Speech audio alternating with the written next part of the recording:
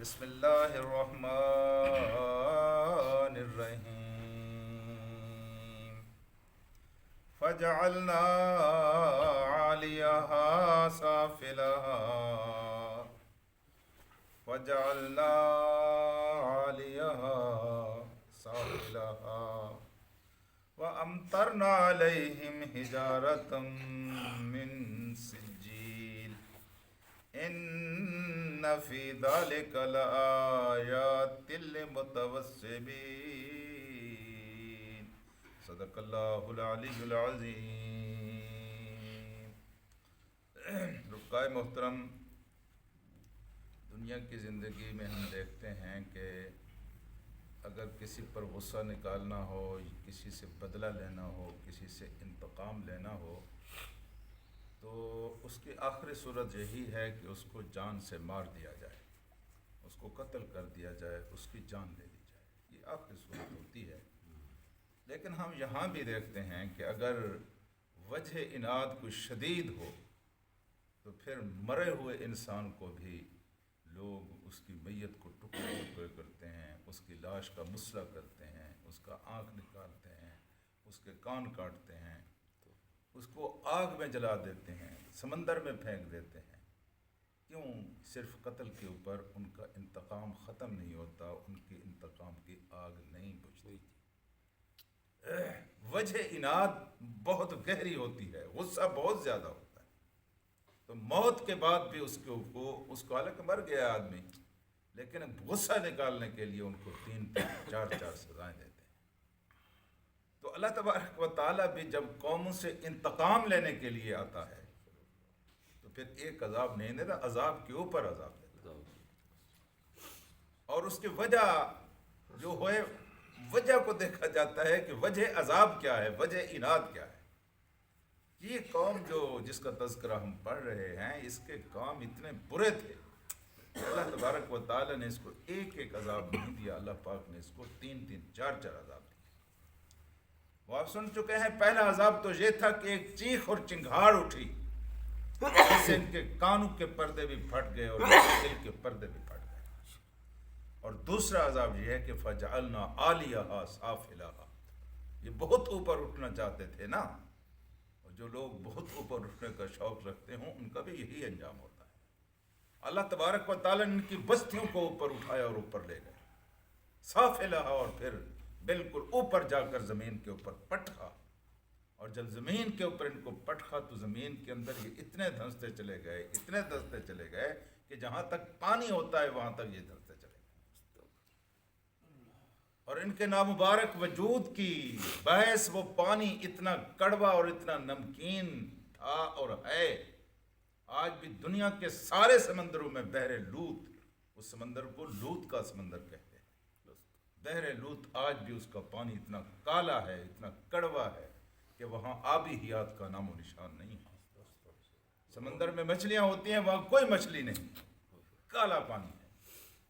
تو وہاں جا کر یہ دوسری سزا ہو گئی، لیکن اللہ پاک نے فرمایا وَأَمْطَرْنَا عَلَيْهِمْ حِجَارَةً مِّن سِجِّيلٍ، تیسری سزا اللہ تبارک و تعالی نے ان کو یہ دی کہ ان کے اوپر امطرنا، بارش کی، علیہم، ان کے اوپر کس چیز کی بارش کی؟ بحجارۃ، پتھروں کی بارش تھی، من سجیل، جو پکے ہوئے پتھر۔ پکے ہوئے پتھر سے مراد یہ ہے کہ مٹی کے روڑے جب پکائے جائیں تو ٹھیکریاں بن جاتی ہیں، اس طرح کے تھے۔ یہ تیسری ان کی سزا تھی، اور چوتھی ان کی سزا یہ تھی کہ اللہ تبارک و تعالیٰ نے ان کے اوپر جو پتھر برسائے، ان کے اوپر یوں سمجھے کہ نام لکھے ہوئے تھے، ایک پتھر اس کو لگنا ہے، جو جہاں بیٹھا ہوا تھا میزائلوں کی طرح پتھروں میں تاک تاک کر ان کو نشانہ بنایا اور عبرت کا نشان بنایا۔ یہ اللہ تبارک و تعالیٰ کا انتقام ہے۔ آپ اللہ کے نزدیک کتنے اہم ہیں۔ لوگ اہم ہوتے ہیں، یہ جج، سیشن جج اہم ہوتا ہے نا ہمارے معاشرے میں، جب وہ فیصلہ لکھواتا ہے تو ایک لفظ کو ریڈر لکھ رہا ہوتا ہے، ایک لفظ کو لکھ رہا ہوتا ہے، کیا کہہ رہا ہے۔ آپ کسی سیشن جج سے، کسی سپریم کورٹ کے جج سے، کسی ہائی کورٹ کے جج سے بھی زیادہ اہم ہے۔ اللہ تعالیٰ آپ کی ایک بات کو لکھتا ہے، یہ اہمیت ہے، یہ آپ کی اہمیت ہے کائنات کے اندر، اس قدر اہتمام ہے کہ اللہ تعالیٰ آپ کی ایک بات کو لکھتا ہے۔ اور اگر آپ تھوڑا غور کریں تو اس میں ایک پیار کا پہلو بھی ہے کہ آپ کی ایک ایک بات لکھی جاتی ہے، ایک آپ کو اتنا اہم بنا دیا گیا۔ اور دوسری بات آپ یہ ذہن میں رکھیں کہ اللہ آپ کو ایک ایک بات کو لکھتا نہیں ہے، بلکہ آپ کی ایک ایک بات پر یا آپ کو جزا بھی دیتا ہے اور آپ کو سزا بھی دیتا ہے۔ یہ سمجھ لیا کریں کہ جب آپ گناہ کر رہے ہوتے ہیں یہ ہو نہیں سکتا کہ آپ پانی پئیں اور پیاس نہ بجھے، آپ کے کپڑوں کو آگ لگ جائے اور آپ نہ جلیں۔ یہ نہ سوچا کریں جب بھی آپ کوئی اللہ کی نافرمانی کا کام کرتے ہیں اس کے لیے سزا تجویز ہو جاتی ہے۔ اگر دنیا میں سزا مل جائے تو یہ خسارے کا اتنا بڑا سودا نہیں ہے، اگر مؤخر ہو جائے آخرت پر تو یہ بہت بڑے خسارے کا سودا ہے۔ یہ دنیا میں آپ بیمار ہوتے ہیں، کبھی کبھی رسوا ہو جاتے ہیں، کبھی کبھی بدنام ہو جاتے ہیں، کبھی کبھی کاروبار میں گھاٹے آتے ہیں، کبھی کبھی بچے بیمار پڑتے ہیں، یہ سارے کا سارا ہمارے اپنے گناہوں کی وجہ سے ہوتا ہے۔ اس لیے سمجھ لیا کریں کہ جو آپ کام کر رہے ہیں اس سے کوئی نہ کوئی بدلہ ملے گا۔ اگر برائی کا کام کر رہے ہیں تو کوئی نہ کوئی بدلہ ملے گا، دنیا میں بھی سزا مل سکتی ہے، آخرت میں بھی سزا مل سکتی ہے، یہ ذہن میں رکھ لیا۔ میرے دوستو، اللہ کے قرآن نے کہا ہے کہ وَأَمْطَرْنَا عَلَيْهِمْ حِجَارَةً مِّن سِجِّيلٍ إِنَّ فِي ذَلِكَ لَآيَاتٍ۔ یہ اس قصے میں بڑی نشانیاں ہیں، اس قصے میں بڑی نشانیاں ہیں۔ کس طرح اللہ تبارک و تعالیٰ کی رحمت کی نشانی کہ اللہ تبارک و تعالیٰ نے بڑھاپے میں حضرت ابراہیم کو بیٹے عطا کیے، جی پھر کس طرح اللہ تبارک و تعالیٰ کے عذاب کی نشانی کہ اللہ تبارک و تعالیٰ نے کس طرح اس قوم کو تباہ کیا اور برباد کیا۔ متوسمین، متوسم کہتے ہیں جی اس انسان کو جو دانا انسان ہو، جی جو دل کی روشنی میں، جس دل کی روشنی میں لوگ اس کو علم غیب پر معمول کرتے ہیں، ہم اس کو کہتے ہیں کیا فیشناز، ہم اس کو کہتے ہیں چٹی حس۔ یہ انسان کی اتنی تیز ہوتی ہے جتنا یہ دل صاف ہوتا ہے، یہ جتنا صاف ہوتا ہے انسان اتنا اچھا دیکھ لیتا ہے، حالات کو اتنا اچھا دیکھ لیتا ہے۔ دور سے انسان کا پتہ چل جاتا ہے جو کیا فیشناز لوگ تھے یہ کیسا آدمی۔ یہ حیرت ہوتی ہے کہ امام ابو یوسف یا امام محمد، امام شافعی دونوں حرم کعبہ میں تشریف رکھتے ہیں، دونوں بیٹھے ہوئے ہیں، اس کو آپ علم غیب نہ کہیں۔ ایک آدمی حرم کعبہ میں داخل ہوتا ہے، حرم کعبہ میں داخل ہوتا ہے تو دونوں بزرگوں نے اس کے بارے میں رائے دی ہے۔ ایک نے کہا مجھے لگتا ہے کہ یہ درخان کا کام کرتا ہے، دوسرے صاحب نے کہا لیکن مجھے لگتا ہے کہ یہ لوہار کا کام کرتا ہے۔ اور پھر اس کو بلایا گیا اور اسے پوچھا گیا کہ میرے عزیز آپ کیا کام کرتے تھے؟ تو اس کو تو پتہ نہیں تھا کہ ان کے درمیان کوئی بحث چل رہی ہے۔ اس نے کہا جی یہ پہلے میں درخان کا کام کرتا تھا، پھر میں نے نوکری کر لی ہے اور اب میں لوہار کا کام کرتا ہوں۔ تو دونوں بزرگوں نے اس کے قیافے سے پہچان لیا کہ یہ کس چیز کا کام کرتا ہے۔ جی وسام دراصل کہتے ہیں کہ کسی کے اندر اتنا نشان، خوبصورتی کو بھی کہتے ہیں، نمایاں نظر آئے، دوسروں سے ہٹ کر نظر آئے۔ حضور کریم صلی اللہ علیہ وآلہ وسلم کی ازواج مطہرات تھیں۔ سیدہ عائشہ کہتی ہیں کہ حضرت زینب جو تھی یہ وسامہ تھی۔ وسامہ کا کیا مطلب ہے؟ یعنی ازواج مطہرات میں میری ٹکر کی اگر کوئی بیوی تھی تو حضرت زینب تھی۔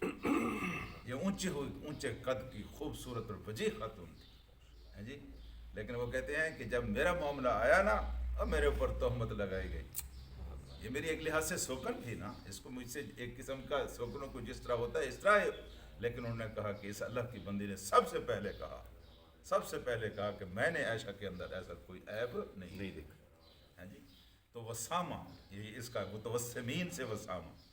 اور میرے عزیز دوستو، حضرت امام شافعی کے بارے میں آتا ہے کہ یہ کہتے ہیں کہ میں مصر میں جب گیا تو میں وہاں گیا جو کچہری تھی جہاں جج بیٹھتے تھے اور جہاں کوئی فیصلہ لکھا کرتے تھے، تو کچہریوں کے آگے پھر بیٹھتے ہیں نا عرضی نویس، تو عرضی نویس بھی یہ ججوں کے ساتھ ہی تقریباً بیٹھتے ہیں۔ تو انہوں نے کہا کہ میں نے دیکھا کہ جہاں وہ بڑا جج بیٹھتا ہے اس جج کے بڑے بیٹھنے کی عدالت جو ہے، اس عدالت کے دروازے کے اوپر ایک خاتون انتہائی کریہ المنظر اور انتہائی میلی کچیلا لباس پہنے ہوئے، منہ سے رالیں اس کی ٹپک رہی ہیں، دیکھنے کو جی نہیں چاہتا تھا، لیکن وہ عرصے سے وہاں بیٹھتی تھی اور کوئی اللہ کا بندہ اس کو کوئی وہ دے جاتا تھا، کوئی روٹی دے جاتا تھا، اس سے اس کو گزارا ہو رہا تھا۔ اور وہ کہتے ہیں کہ میں نے دیکھا کہ اس کے سامنے ایک عرضی نویس بیٹھتا ہے، یہ کہتے ہیں کہ میں جب بھی جاتا تھا میں اس راستے سے گزر کے جاتا تھا اور مجھے اس عورت کو دیکھ کر بڑی عبرت حاصل ہوتی. میں نے اس کے سامنے بیٹھے ہوئے ایک منشی کو دیکھا. پچھلے زمانے میں یہ پنسلیں تو نہیں تھی، قلم ہوتے تھے نا، دواتیں ہوتی تھیں، سیاہی ہوتی تھی. یکایک ایک عرضی نویس کی جو سیاہی ہے، سیاہی ختم ہو گئی اور پانی وہاں موجود نہیں تھا. ایک نالی تھی، اس نے نالی میں سے وہ سیاہی کو ڈبویا اور نالی والا گندا پانی سیاہی. تو انہوں نے پہچان لیا. یہ قیافہ شناسی کی میں آپ کو مثال دے رہا ہوں کہ یہ کتنی دیر. پھر وہ کہتے ہیں کہ کچھ عرصے کے بعد مجھے کسی نے کہا ہے کہ وہ دیوانی سی خاتون وہ جج کے سامنے جو بیٹھا کرتی تھی وہ امید سے ہے، اور حاکم وقت نے یہ حکم دیا ہے کہ تم جس نے اس کے ساتھ، اس دیوانی عورت کے ساتھ یہ زیادتی کی ہے، اس کو ٹریس کیا جائے، اس کو تلاش کیا جائے اور پھر اس کو اس کی سزا دی جائے. اب کوئی اثر ہے نہیں، وہ خود دیوانی ہے، کچھ بتا نہیں سکتی اور اس کے اوپر مصیبت کا وقت آیا ہوا، کیا کیا جائے.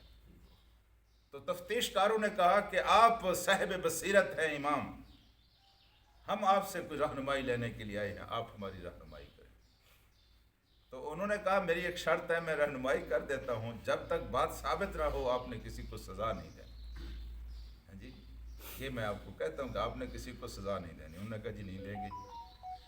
انہوں نے کہا میرا قیاس یہ ہے کہ وہ سامنے جو بیٹھا ہوا آدمی ہے، جو عرضی نویس ہے، وہ جو سامنے بیٹھتا ہے، ہو نہ ہو زیادتی اسی کیا، جاؤ تفتیش کرو. اور پھر تفتیش کی گئی اور پھر وہ مجرم ثابت ہوا، پھر اس کو سزا ہوئی. لیکن امام سے کسی نے پوچھا آپ کو کیسے پتہ چل گیا؟ انہوں نے کہا مجھے اس وقت پتہ چل گیا تھا جب اس نے اپنی دوات میں گندا پانی ڈالا تھا. یہ قیافہ شناسی اس کو کہتے ہیں. قیافہ شناسی اس کو کہتے ہیں کہ چھوٹی چھوٹی حرکتوں سے پتہ چل جاتا ہے کہ انسان کتنا پاکیزہ خصال ہے، کتنی پاکیزہ سوچ رکھتا ہے. تنہائی میں جب کوئی نہ دیکھ رہا ہو، جی لوگ تنہائی میں بھی اپنے سٹیٹس کا خود خیال، اپنے سامنے انسان کبھی کبھی گر جاتا ہے جب چھوٹا کام کرتا ہے، کوئی دوسرا نہ بھی دیکھ رہا ہو. اس لیے کبھی بھول کر بھی ایسا کام نہیں کرنا چاہیے. مجھے یاد ہے ایک دفعہ ہم یہاں سے گئے، یہاں ایک میجر تھے، کرنل تھے، صوبیدار تھے، وہ مجھے لے گئے اور ہم مولانا مودودی کی ملاقات کے لیے گئے. بس ایک ہی ملاقات تھی ان کے ساتھ میری. تو اس اللہ کے بندے کی یاد آج تک بھی مجھے آتی ہے جب میں نے اسے کہا کہ اس ریڑھی پر بیٹھ کر کھانا کھاتے، اسے قطعاً نہیں کھائیں.